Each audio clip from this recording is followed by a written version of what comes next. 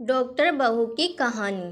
Priyanka doctor की पढ़ाई कर रही थी, लेकिन उनकी सास कोकिला को उनका पढ़ाई करना बिल्कुल पसंद नहीं था और वह जानबूझकर उन्हें घर के कामों में उलझाए रखती थी। प्रियंका के घर उनकी सहेली आती है। नमस्ते आंटी। प्रियंका घर पर है क्या?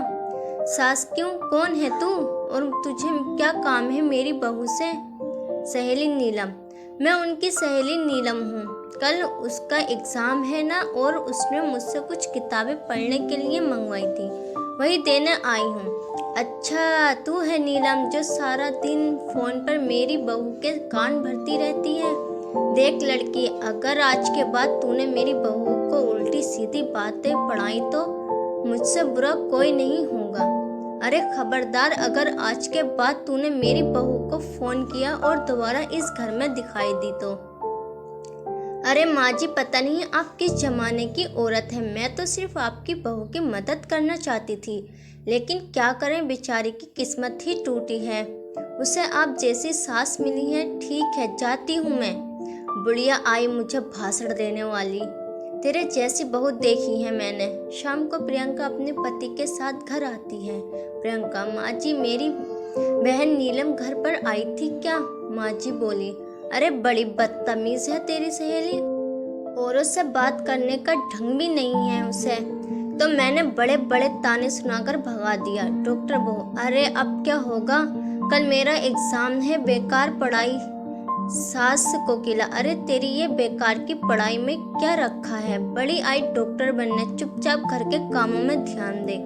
सास कोकिला, कल मेरी बहू कुछ सहेलियां घर पर आ रही हैं, उनकी खातिरदारी में कोई कमी नहीं रहनी चाहिए। सासू जी प्रियंका के साथ मुंह फुलाकर वहां से चली जाती है। अगले दिन का पूरा समय प्रियंका का सास की सहेलियों की खातिरदारी में और घर के काम में बीत जाता है और प्रियंका एग्जाम नहीं दे पाती है। उस रात प्रियंका अपने पति करण को सारी बात बताती है। करण, अब क्या बोलूं, ये माँ भी ना कोई बात नहीं, और तुम अपना मुंह ठीक कर लो, अगली बार अच्छे से ठीक से पढ़ाई करना।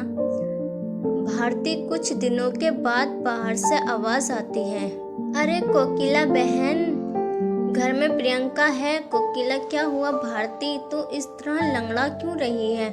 भारती, अरे क्या बताऊं कोकिला बहन, सीढ़ियां उतरते वक्त मेरा पैर फिसल गया और पैर में सूजन आ गई है, इसलिए तेरी बहू से दवा पानी कराने आई हूँ। कोकिला, मेरी समझ में नहीं आता, लोग छोटी छोटी बातों को लेकर डॉक्टर के पास क्यों जाते हैं? अरे तेरा पैर मुड़ गया है ना, बस ला, अभी तेरे पैर को मैं ठीक कर देती हूँ। दिखा तेरा पैर। कोकिला भारती का पैर पकड़कर जोर से खींचती है। भारती, मर गई रे, ऐसा बोलकर जोर से चीखती है। कोकिला, अरे क्या हुआ, आराम मिला? भारती, एक तो मेरा पैर पहले से मचका हुआ है, कहीं ऐसा न हो कि ज्यादा मचकोड़ हो जाए। रहने दे तू, अब मैं चलती हूँ। और वो चली जाती है। थोड़ी देर के बाद प्रियंका घर आती है। माँ जी, अरे कहाँ मर गई थी सुबह से? माँ जी, मैं अपनी किताबें लेने गई थी। प्रियंका अपने कमरे में चली जाती है। अच्छा, इन किताबों ने इसका दिमाग खराब कर रखा है, ये किताबें ही सारी मुसीबत की जड़ हैं। पेपर रद्दी लेने वाला थोड़ी देर में ही वहाँ पेपर मस्ती लेने वाला और खाली बोतल लेने वाला चिल्लाता हुआ गुजर रहा होता है। सास ने बहू की सारी किताबें पेपर वाले को दी। पेपर वाला बोला, ये तो अंग्रेजी में लिखी हुई बहुत महंगी किताबें हैं। कोकिला बहन बोली, तू लेकर जाता है कि नहीं? वैसे पेपर वाला सब किताबें लेकर चला जाता है।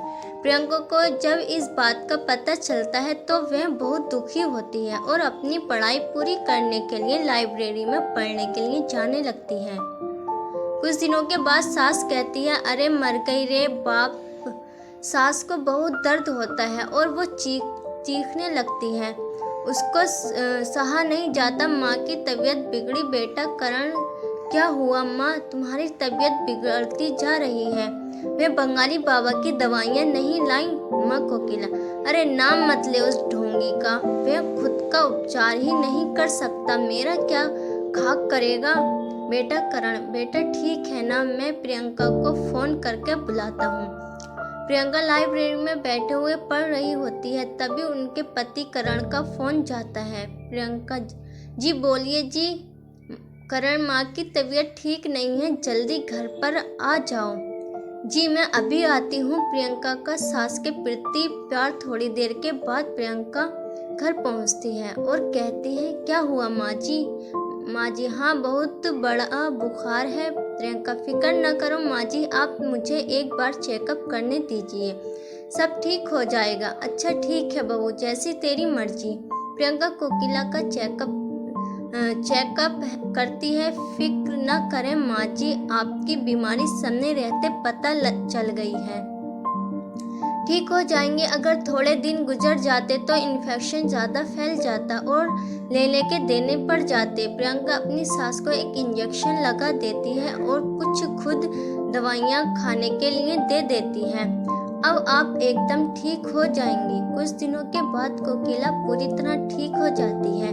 अपनी बहू के साथ किए गए बुरे बर्ताव से कोकिला को बहुत पछतावा और शर्मिंदगी महसूस होती है। वह अपनी गलती का पश्चाताप करने के लिए अपनी बहू को उसकी किताबें लाकर देती है। सास कोकिला, मुझे माफ कर दे बहू, अगर तू सही वक्त पर मेरा इलाज नहीं करती तो पता नहीं क्या होता। माँ जी, आप ऐसी बातें कर रही हैं, मैंने जो किया वह तो बहू होने के नाते मेरा फर्ज था। सास को ये बात सुनकर बहुत खुशी हुई और दोनों सास बहू प्यार से गले लग गई। दोस्तों, आपको ये सास बहू की कहानी कैसी लगी मुझे कमेंट्स करके ज़रूर बताना। अगर आपने अभी तक मेरे चैनल को सब्सक्राइब नहीं किया है तो मेरे चैनल को सब्सक्राइब कर लेना।